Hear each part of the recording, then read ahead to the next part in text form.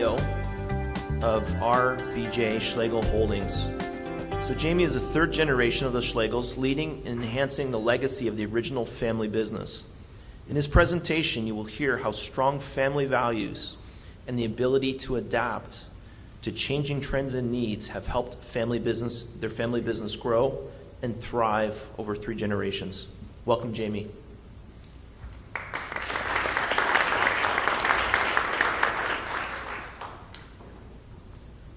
Good morning.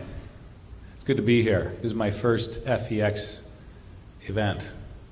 So I'm going to not talk about succession planning, although that's critically important. Paul's done an excellent job of talking about that. I appreciated your insight and experience, Paul, and I think Cole's going to talk about that as well after me, and sure we'll learn from him as well. I'm going to take a little bit different tack and talk about how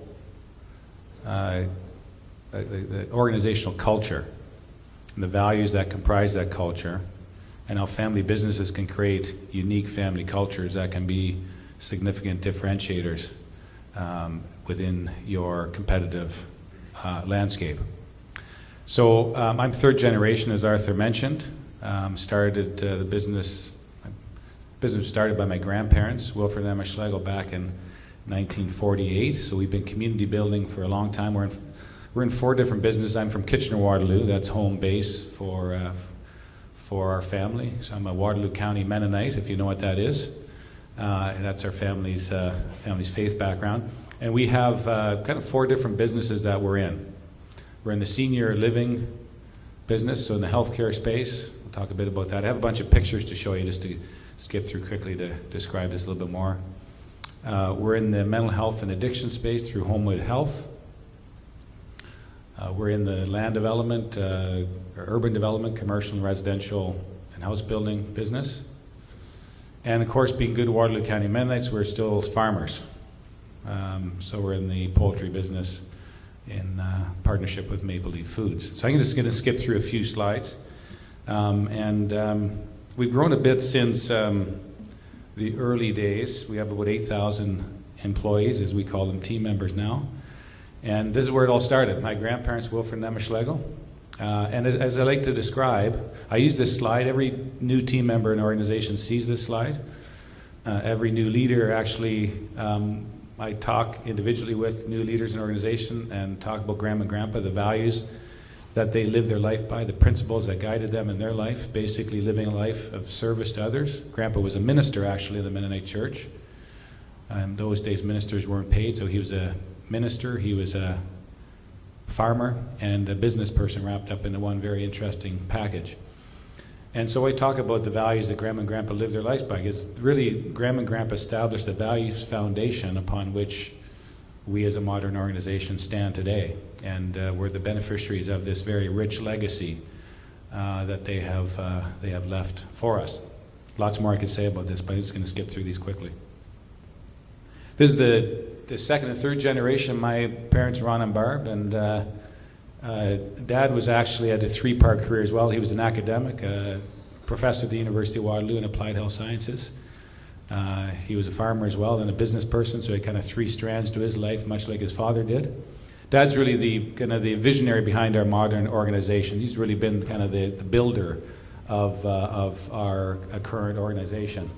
So I have 2 brothers involved as well. My twin brother Brad, up in the top right corner. We're identical twins. I like to say if I pass by one of our team members, they don't say hi, because it's not actually me, it's my brother. Although he's friendly and talks to everybody as well. And my older brother Rob in the bottom right. So Brad's heads up our design and construction team, does a great job of that. We do a lot of construction in our business, all internal, and so he leads that team. Brother Rob is our CFO, so he looks after the kind of the capital strategy of the organization. So Schlegel Villages is our senior living business. We have about 6,000 team members in that business across 20 sites. This is an example of one of our villages. This is actually the village of Wentworth Heights in Hamilton. This is one of our smaller villages. They typically are in the range of 200 to 600 suites per site, so they're quite large. They're literally villages unto themselves. And they are designed like a village with a main street and a town square. And really the design of the village is it's designed very purposefully to create an environment that encourages socialization and social connectedness. We know as individuals how important that is to good health, and seniors oftentimes are lacking social stimulation. And so this is really an environment for them to really in many ways come back to life and thrive as human beings. I'm going to skip through these quickly. Just as a real quick aside, I thought you'd be interested. One of the new projects we started within Schlegel Village is we actually bought a campground. You say, why would a senior living organization buy a campground? We had this nutty idea that we bought a campground, we could actually convert it into a camp for seniors. And so we're doing that. We're in the process of building accessible cabins for seniors so that our residents and other seniors from across Ontario can actually go and have a camping experience. They can sit around the campfire and exchange stories and have a bonfire and have a hay wagon ride and go fishing and all those things that many of them would have done previously in their life, and now they can still do that in this new setting. So that's one of the things we're working on. Part of Schlegel Village as well is a significant commitment our family's made to research. We have established a research institute for aging back in the 90s, actually formalized in 2005. It's a partnership with University of Waterloo as our primary research partner, and Conestoga College in Kitchener, our primary training partner, and it's really bringing the worlds of practice, research, and training together to drive innovation through our organization. It's a charitable not-for-profit organization. It's funded by our family, but its mandate is to improve the quality of life of seniors across Canada, but using our villages as research labs. Our 15 research chairs that we have funded all do their research in our villages. The learnings from that get applied, usually very quickly, by our team members when they see something that works. We then replicate it in two of our other villages. Once it's proven to be replicable, then we are ready to disseminate it across the health system. So this is, it's not intended to read it, but those little green circles are all the different domains within which we're conducting research, where we have a research chair currently doing work. This is another example of one of our villages. This is actually on the campus of the University of Waterloo. It's where the RIA building, kind of in the middle, is located. So the research teams all have their labs in that location. I don't have time to talk about this. The living classroom. Actually, we have a satellite campus of Conestoga College embedded right into that village. So we have PSW and RPN and RN students actually taking all their coursework right in our village, right in a long-term care home. They do all their courses there. So we have three classrooms, skills labs, medical labs. That's where they report to go to school, and all their practicum placements are done right in the village. That's a picture of some of the students hard at work. Home at Health is a mental health and addiction provider. We have a national network providing continuum of services to organizations primarily and individuals across the country. We do everything from prevention and education through to providing services when an employee or individual is off of work and we need to treat them and get them back to work, through to very intensive, complex treatment for acute conditions. We have about 30 offices across the country providing EFAP, EAP services, the second largest EAP provider in the country. We have 6 outpatient clinics providing outpatient and intensive outpatient services for those who are living at home. And we have 3 residential treatment facilities in the country, in Victoria, in Guelph, and in Montreal, to provide more complex treatment. This is the Home at Health Center in Guelph. Some of you may have heard of it. It's the oldest psychiatric facility in the country, opened in 1883. It's got 300 beds. It's also the largest. It's by far the largest privately owned hospital in the country. And we provide a range of services from an eating disorders program to a post-traumatic stress recovery program, a depression program, an anxiety program, a very large addiction program, etc. This is just very quickly, find it interesting. This is a new project we just started. We renovated one of the old houses on the site. Homewood is blessed with 50 acres of land right in the middle of Guelph on the banks of the Speed River. This used to be the medical superintendent's house for many years. We renovated into I'm going to say a boutique treatment facility for those who are willing to pay privately for services who are previously going down to the States to get treatment for an addiction or a mental health condition or a combination of that. So we built this, or renovated and built onto it, and now we're providing treatment in Canada for those people who are used to have to go to the U.S. So we're pleased about being able to keep those folks in Canada. This is our treatment facility on Vancouver Island. Picture of one of our outpatient clinics. This is the one, I think, in Montreal. This is the home of the Homewood Research Institute. It's a beautiful brownstone mansion on the Homewood campus. So much like we have the RIA on seniors, we have the HRI, the Homewood Research Institute for Research in Mental Health and Addictions. That's funded by our family, and we have our primary partnership is with McMaster University. Again, doing very applied, hands-on research right in our treatment facilities to improve the quality of life and the quality of treatment for those suffering from mental health and addiction illnesses. We're also in land development. We do residential land development, mostly in the Waterloo region. We have a lot of land holdings there where we do both residential and commercial.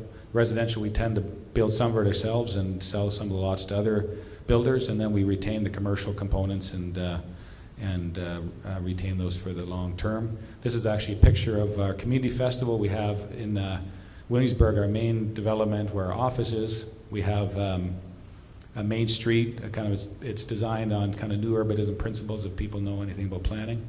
And this is the Williamsburg community event that we have every year where we basically pay for all sorts of different activities to come in, and we invite the neighborhood, and it's a wonderful community event. This is kind of a graphic of Williamsburg Town Center. It's on about 150 acres of land in the southwest part of Kitchener. There's a new development we're doing, about 200 acres residential based on new urbanism principles as well. I'm going to skip through these quickly. This is some of our condo buildings that we've developed, some of our commercial developments. And most importantly, we're farmers. We're chicken and turkey producers, so I hope all of you had turkey for Thanksgiving recently. Schlegel Poultry works very closely with Maple Leaf Foods. We provide a lot of their turkey toms for further process. So if you go to a Longo's food market, go to the deli, you might be buying a Schlegel turkey, and I hope you enjoy it. Anyhow, so that's a bit about who we are. I have about 6 minutes left to tell you a little bit about what I came up to talk about. I don't know if you can see this actually. Yeah, okay. So, as I mentioned, we have 8,000 team members. We're kind of spread across the country. We're in 4 different businesses.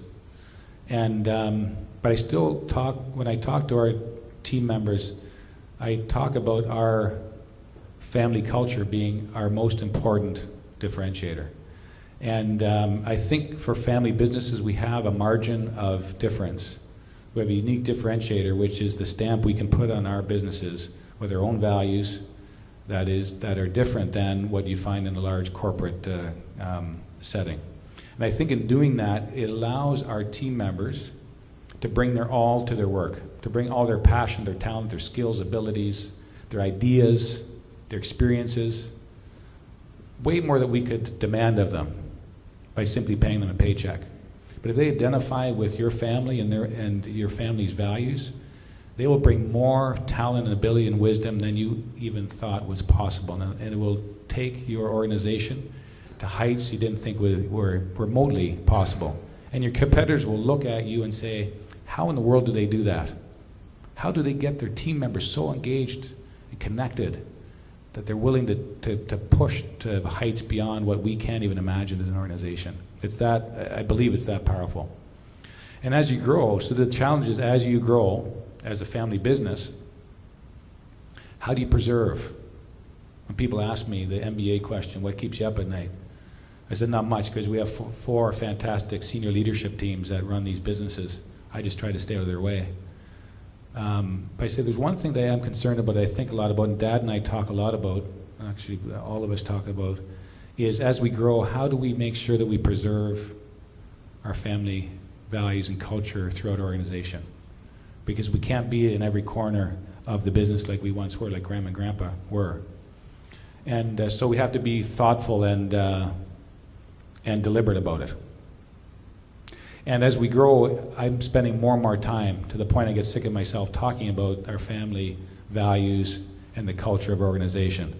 But one of our CEOs of one of our divisions was talking to me not that long ago and said, you know what, I don't need you to run the business anymore, which was quite sobering because I grew up in the operations side of the business, in the details and thinking about all the operational details. And he said, we don't need you to do that anymore. What we need you to be is the keeper of the values of the organization, the exemplar of what the values mean and how they look to our team members. So I jotted down just a few suggestions in my few minutes left here about how, right? Because it's easy to talk about this, but how do we actually preserve a strong family culture? And this is more stream of consciousness. It's not in any sort of organized order. You have to be visible and present. We're across the country, and we have 20 Schlegel villages across Ontario. I have a policy when I go to meet. I have as many meetings as I can out in the villages, not at our support office. And I have a policy whenever I'm at a village, I never leave without walking through the village and connecting and saying hi to our team members, just as a personal policy. But you have to be visible and present. You can't be an exemplar of values if people don't see you. Number two, people are always amazed, but I work very hard at remembering the first names of our team members. So when I see them, I can greet them by their first name. I can ask them how the day's going. I can ask them how their work is going. I can ask them how their family is. And I can ask them what their dreams are for the future. And when you're talking to a team member, you treat them like they're the only person in the world at that moment, even if it's for a 10-second exchange. Recognize that the team members are most important people in the organization and treat them that way. Always treat them as the most important people because they are. Again, stream of consciousness. Hiring for values. We have our team members involved in hiring their colleagues.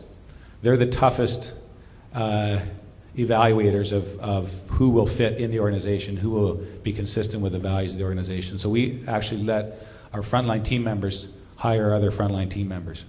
For senior leaders, they go through several steps, usually 8 or 10 interviews.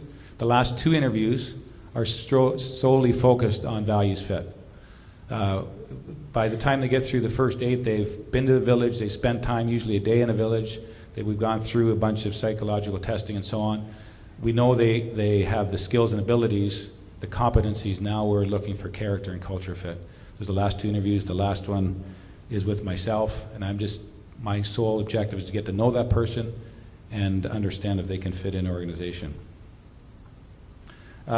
We have a program called Walk a Mile. All of our senior leaders, including myself, 4 times a year are required to put on a uniform and work in one of our villages along with our team members. If they're most important people, we should be spending time with them. It's amazing what you learn when you spend time with your frontline team as you get larger. We have a flat organizational culture. We don't care about titles. We care about getting things done.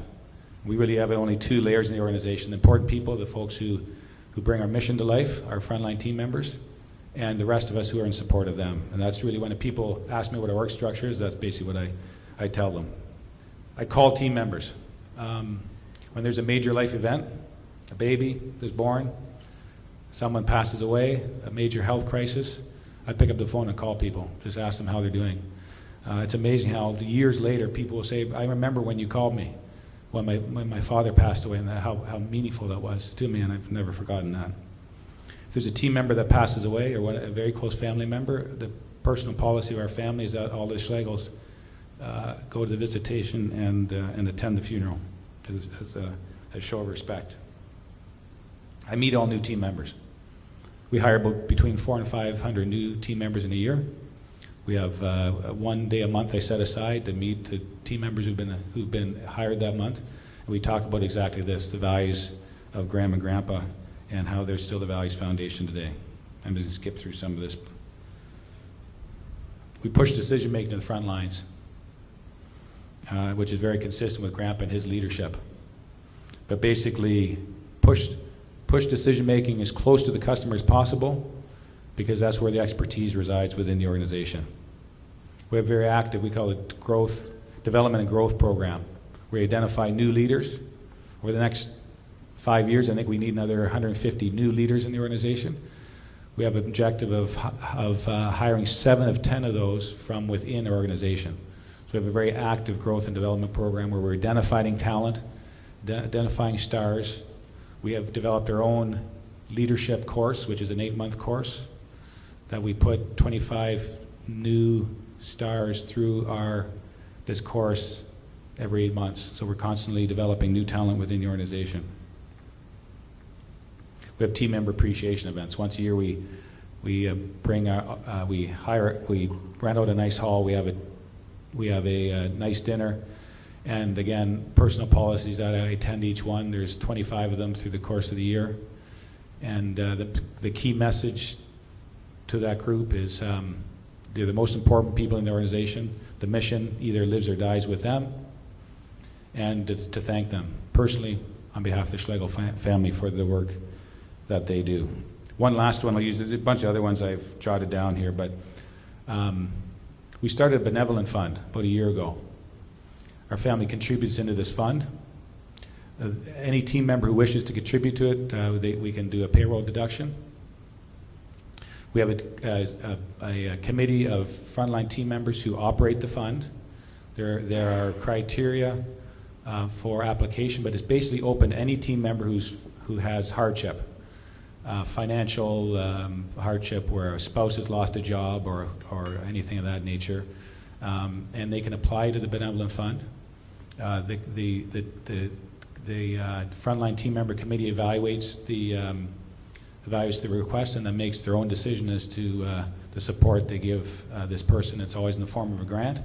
If the person's never contributed to the fund, they're still eligible to make a request. And it's just been met so positively with the team members, or by the team members, to say, you guys actually care about us. You're willing to put resources aside to help us when we have need. And it's amazing when you invest in people and give them a hand up when they're hurting. It's amazing the loyalty that engenders in folks. So anyhow, I've jotted a few other things down, but I'm over time. But hopefully some of those ideas stimulate your own thinking about how you're building a strong culture and strong values within your organization. It is your biggest differentiator, whether you recognize it or not. And as you grow, you need to think about it very purposefully, and spend more and more your time preserving your biggest differentiator, your family culture. Thank you.